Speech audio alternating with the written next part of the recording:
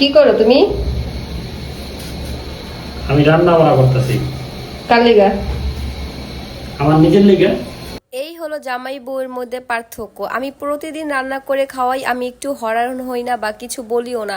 আজকে সে একটু রান্নাঘরে গেছে তো বলতেছে আমার জন্য আমি নিজে রান্না করতেছি। কি আর বলবো, এটাই হচ্ছে বেডা মানুষ। তারপর এখানে দেখেন আজকের ওয়েদারটা কি যে সুন্দর, মাশাল্লাহ।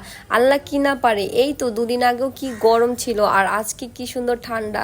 আকাশটা দেখি পরানটা একদম জুড়ায় যাচ্ছে। এখানে একটু বৃষ্টির ওয়েদার দেখে আমি রান্না বসায় দিলাম। আর আমি আজকে রান্না করব হচ্ছে আপনার ভুনা খিচুড়ি। আচ্ছা, তোমার কি এখন রান্না হয় নাই? কয়টা বাজবে তোমার রান্না করতে করতে? আরে সময় লাগে না, করে দিও তাই দাও। সবই তো আমি করে দিয়ে গেলাম, তোমার এখনো রান্না বাড়া হয় না?